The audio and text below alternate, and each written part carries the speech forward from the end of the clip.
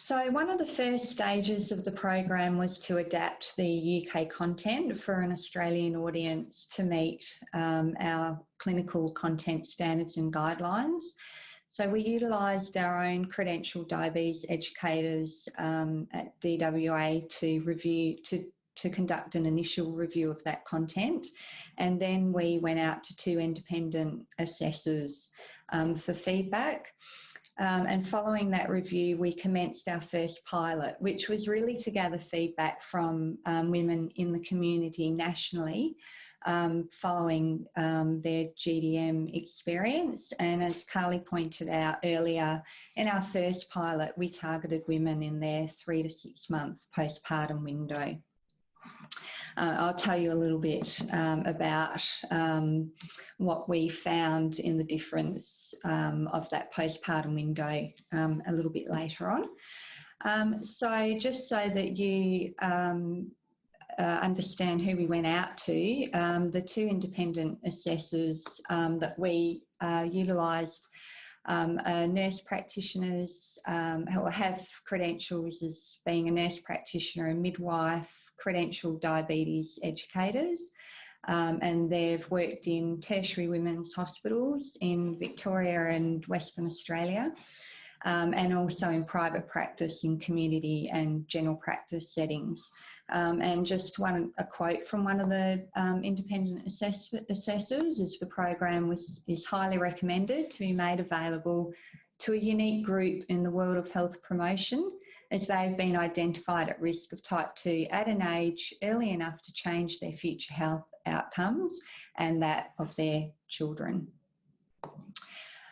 Following the first pilot and the feedback that we received from the 2 independent assessors, we made amends to the content and also to some of the imagery within the program and some of the features. And then we then sent that back out to a pregnancy expert reference group, which is part of the NDSS, for some final feedback, and then the final approval was provided by an organisation, MESAC, which is Medical Education and the Scientific Council. So their final feedback was that overall the MESAC members consider baby steps a package to be a good initiative which can link to other similar programs.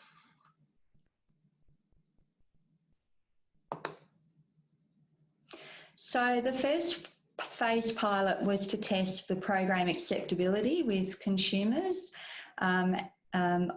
So assessing whether the program was a useful and engaging, relevant learning experience, and also to gather their feedback into any functional and technical aspects of the program. So that was not only to ensure that to identify any enhancements for the program, but it was also to assess what kind of support that we would need from a national perspective to support women once the program goes live. We utilised the National Gestational Diabetes Register to recruit women, so we assured that we had a national representation in that pilot. And we conducted a 2-phase recruitment process. So the NDSS helpline conducted the initial outbound calls and provided information on baby steps and what would be required and to gain consent from the ladies. And then the National Evaluation Team followed up the call to answer any further questions and to confirm participation. As mentioned, one of the criteria was, for the first pilot, was to target women in 3 to 12 months postpartum, and of the 238 women we recruited, 90 went on to register and participate in the trial. No direction was given as to how the women should engage with the program, and no constraints were placed on how and when they should access it, other than the first pilot was in a 4-week period. Therefore, participants may have used any combination of learning sessions and accessing videos, quizzes and interactive activities. Due to that 4-week testing period, they would only have had access to 4 of the booster sessions, and you'll see that there are 6 booster sessions. The ladies did have continued access to the program and still have that access. Personal time constraints were the biggest barrier for participants in this first pilot. However, the program is designed to be ongoing, and in a real-world setting, they would have more time to use and engage with the program in a time that suits their lifestyle. There was a significant representation of culturally and linguistically diverse women, with just under 48% of participants born outside of Australia, and the majority of which being non-English speaking countries, so just under 77%. And a further 21% of all participants reported speaking a language other than English at home. So it was therefore pleasing to see that whilst we had a culturally diverse audience, 97% of the women found the content was easy to understand, and 94% said that the program used language that was appropriate. The recommendations from the participants that we've listed on the slide there were incorporated into enhancements for the program for the pilot phase 2. Of that recruited sample, there was 37.8% uptake with 90 registered users. Our aim was a sample size of 172, so we took lessons learnt from our recruitment approach to address that gap in the numbers that we required in the next pilot phase. In terms of how participants interacted with the program, women logged in on an average 8 times over the 4 weeks and spent just under 12 minutes. 36 of the 90 users linked a fitness tracker to the program and recorded an average of 26,315 steps per user over that 4-week period. You'll see that in this pilot there was little engagement with the chat forum, which comes back to some of the barriers that were reported were around time. So you'll see that there were only 4 participants that actually utilised the chat forum. So there was a significant improvement with that in the next pilot. So whereas pilot phase 1 was all about testing program acceptability with consumers, so around the content and the visual appearance and the usability, pilot phase 2 was about testing the effectiveness of the program to determine if baby steps can improve modifiable risk factors known to be involved in the progression of GDM to type 2 diabetes, which include diet, physical activity and weight loss and maintenance. Patient activation was also assessed as a measure of the knowledge, skills and confidence a person has in managing their own health. And these were tested pre to post program participation, and additionally quality of life was assessed pre and post program as a secondary outcome. As I mentioned, our recruited to registered ratio was a little bit low in the first pilot, so we made a number of changes to our recruitment method for phase 2. We extended the recruitment period to 5 weeks to allow the helpline to a longer period of time to recruit, and we targeted women postpartum 6 to 18 months versus the 3 to 12 months. We also upped our recruitment, so we targeted just under 770 participants, and then we utilised our own helpline to follow up 50% of that number to confirm participation. We also altered some of the criteria to ensure that participants were comfortable and confident reading written English. It was identified in the first phase that reading program information in English for some women was a barrier. This feedback came out in the follow-up calls in the initial weeks of the pilot, but also in the evaluation process, ladies recommended the content was adapted into other languages. There is potential for this in the future, funding dependent. In the first pilot, just under 48% of participants born outside of Australia, the majority of which being non-English speaking countries, and 21% of all participants reported speaking a language other than English at home. So for example, there we had just over 23% of women born in India. Also included in the criteria was that to ensure that participants are confident and comfortable with navigating websites such as online shopping, travel, banking, and utilising an activity tracker.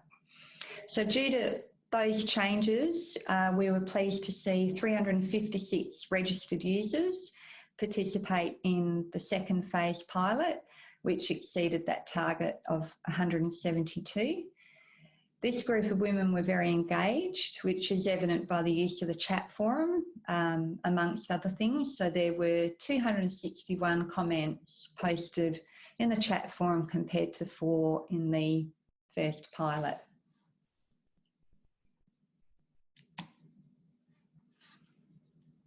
So whilst the pilot targeted women from 6 months postpartum, our evaluation shows that majority of the women reported being in the 12 to 18 month postpartum period. So just over 58% of the women. And overall, again, there was a significant representation of cold people. 15.8% of the participant sample reported speaking a language other than English, and 38% were born outside of Australia. The results obtained from this phase support the overall effectiveness of the program. Significant improvements in each of the 5 health factors were observed, and the consumer feedback was encouraging, suggesting support for the program amongst participants. Overall, survey respondents felt the quality and depth of information, motivation and peer support were the greatest strengths of Baby Steps. And additionally, the results suggest registrants found the program valuable and are likely to recommend it to other women. Here's some quotes which you may already have had a chance to read. For those, actually we were hoping to show you a testimonial at the end of the presentation. Unfortunately, we're having some sound problems, but we may be able to send these out following the presentation. So some of the feedback from the first pilot was that we didn't give advice to women about how they utilised the program.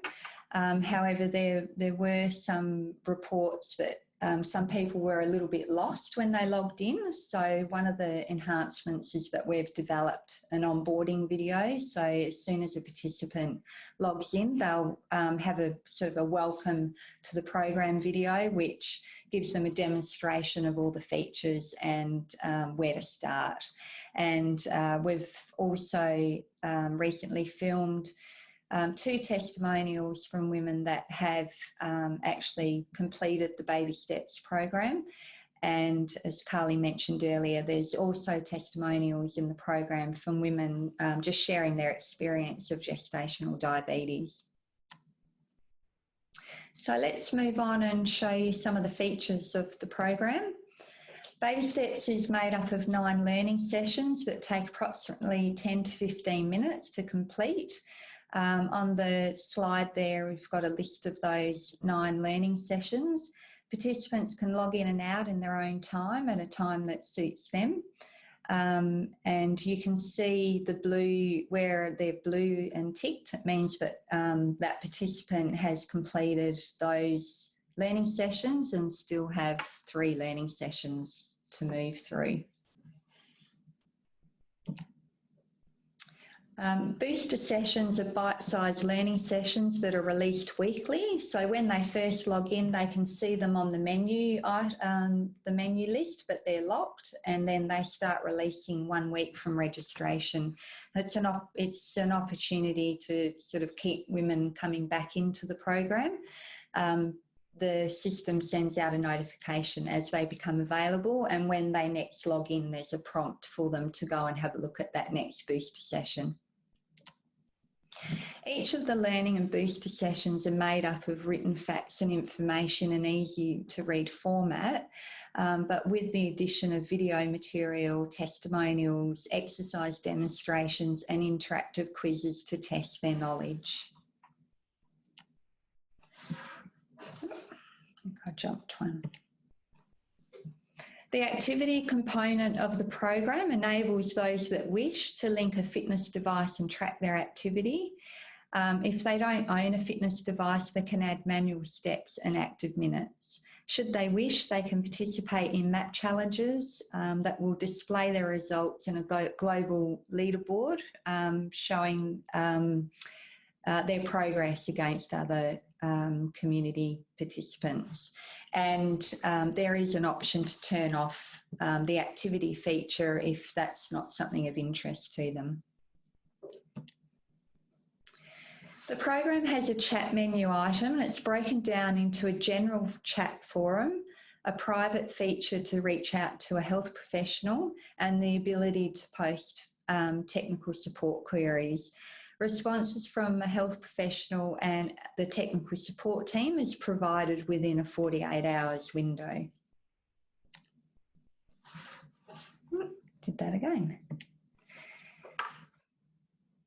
We're investigating nationally how best to manage the health professional chat forum. Option for these are to be managed centrally via the NDSS helpline with a health professional based in their centre, or monitored nationally from the NDSS helpline and then farmed out to the state-based agencies, or by providing access to each of the states to manage those that forum themselves. So this is something that we're still working through with Diabetes Australia and the NDSS.